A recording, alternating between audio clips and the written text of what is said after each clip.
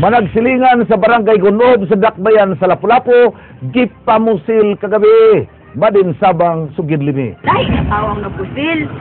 Nagpatambal sa Lapu-Lapu City District Hospital ang 21 anyos nga si Gayos de Sukatan nga taga Purok Limoncito sa barangay Gunob sa maong Dakbayan kagabi. Human kini nakaangkon og samad pinusilan sa iyang bukton.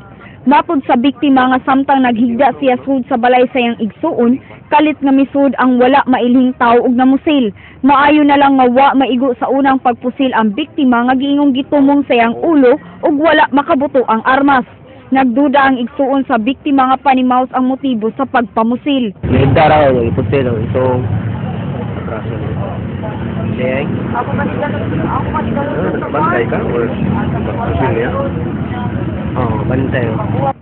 Nasairan nga unang gipusil ang silingan ni Desukatan nga si Sandy Pamilyar, 42 anyos, kinsa naglingkod sa gawas sa balay sa iyang pag-umangkon samtang nagtanaw og TV.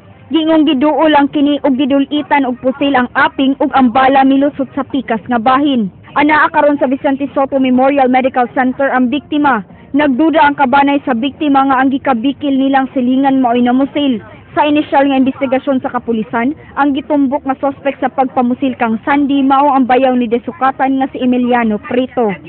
Madin Sabang, News 5. Koreanong hubog ng hasi sud sa usa ka kananan sa Maidan, Juana, Osmeña.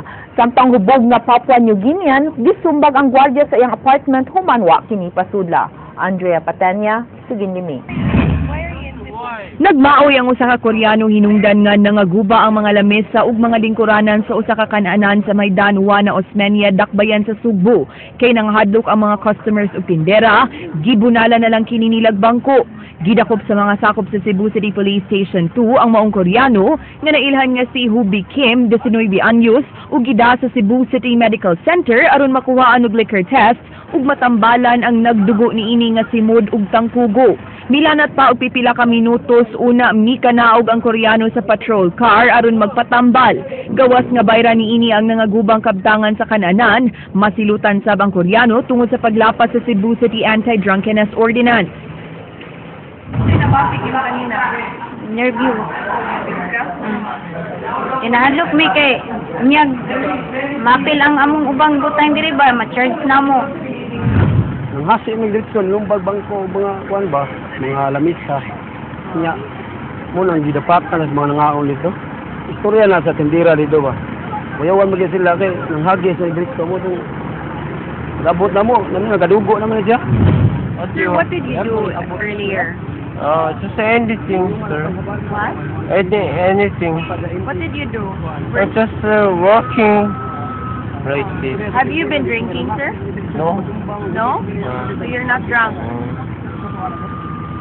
What do you want? Why were you caught by the police, sir? Just for my friend. Napriso sab ni atong Sabado kining tinunaan nga Papua New Guinean kinsa na ila nga si Darren Tokmadi kinanukmag sa gwardya sa giabangan niyang apartment sa may barangay Lahug, Dakbayan sa Sugbo.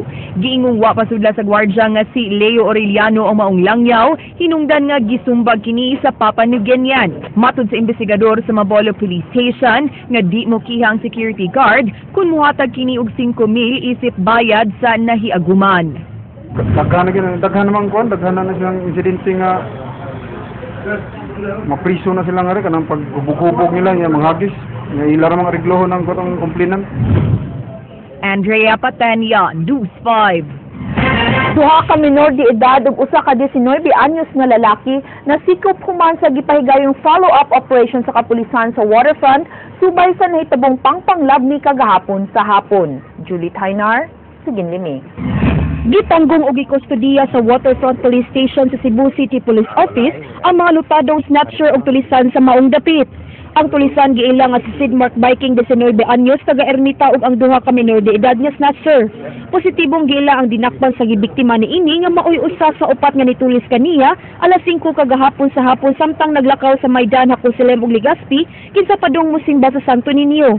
Nakuha ang duha ka cellphone ug kamera sa biktima.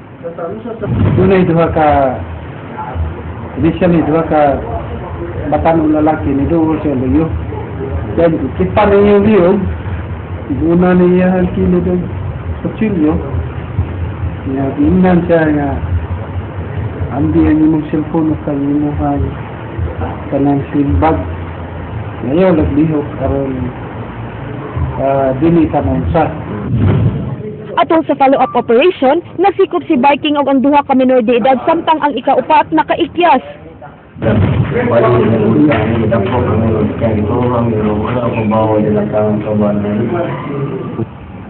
Ilar mo kita mo yan na, sir. Di ko kuyo ka na eh. Di ka na nakuha, sir Rodel Carpol. Matod sa kapulisan, nga notadong manglamnihay ang duha ka minor de edad, butang nga wa gimakak sa 14 anyos. Ni makak si Viking nga sige na siya og panulis, apan na priso na siya ni adtong miaging tuig sa kasong paghupot og armas. Jimmy Tarnar, News 5. Gireklamo ang usa ka lalaki sa iyang mga kasakay nga babae human nang hikapsud sa jeep di pasaheroan. Ryan Sorote, sugin ni. Nagtikagol karon sa San Nicolas Police Station Detention Cell ang usa ka lalaki nga gireklamong nanghikap sa mga babae sud sa usa ka jeep de pasaheroan niadtong Sabado sa gabi. Ang dinakpan na ilhan nga si JR Palarca, 26 anyos, taga Sangi, Barangay Paco, Dakbayan sa Lapu-Lapu. Matud sa usa sa mga biktima nga misakay sila og 08G nga PUJ aron manisko sa kulon, dihang kalit nga misakay ang suspetsado uban ang laing duha ka manghigala.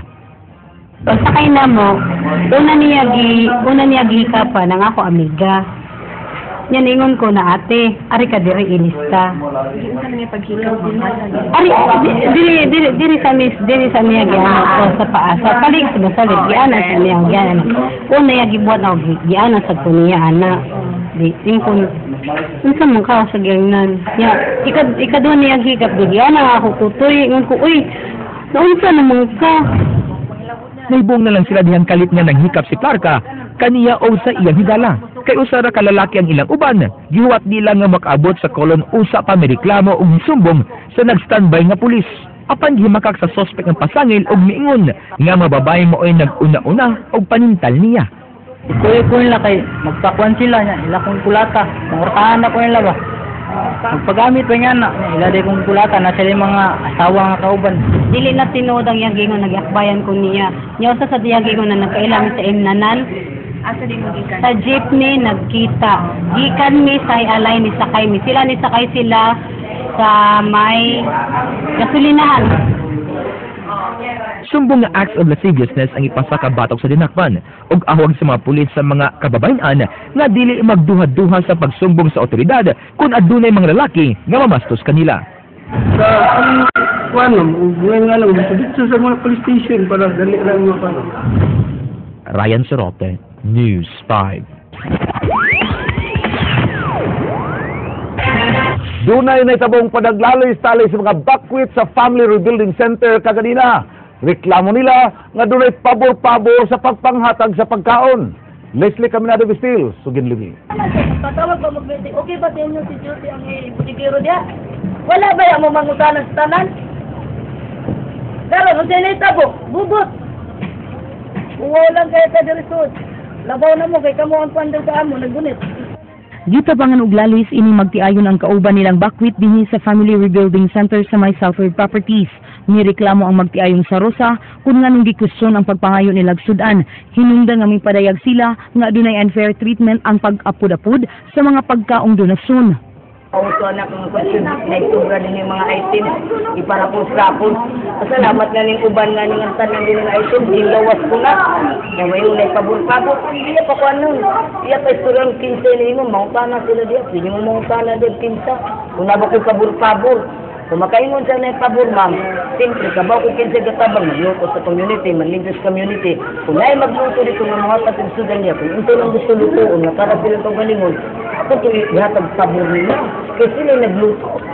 Bisan og himakak ni Diaz ang mong pasangil, kining mga buckwheat nga naminaw sa nahitabong tinubagay may kumpirmar sa mong taho. Totoo ba may unfair treatment dito? Oo, totoo talaga yan. Ako mismo, nakasaksi ako dyan. Ibang mas marami, mas maliit, mas pinakamaliit. May gano'n? Kahit sa isang pamilya kayo, sa isang tent kayo, marami kayo, pero 3 piraso lang o 2 piraso lang ibigay. Sa Samtang sa laing bahin, giklaro usab sa pangawod sa Department of Social Welfare and Services nga ang tanang bugas nga hakuton gikan sa budiga sa Family Rebuilding Center ipang-apod-apod kini ngadto sa mga home base nga wala makadawat. Actually, kato siya, gitagana dito para sa taga Tent City o para sa atong home base.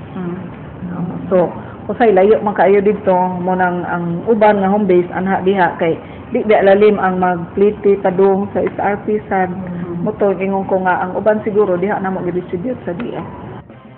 Leslie Caminada-Vistil, News 5. Ugaw kadto naglangkob sa atong mga balita sa Aksyon Bisaya karong adlaw, Lunes, Pebrero 17, tuig 2014. Kini si Frank Balilong Jr. Mga istorya nga dilang kutob sa paghatod sa impormasyon. Musunod na ang Action Time. Daghang salamat. Ako si Georgia Herrera. Tungod kalabaw pa sa balita, aksyon!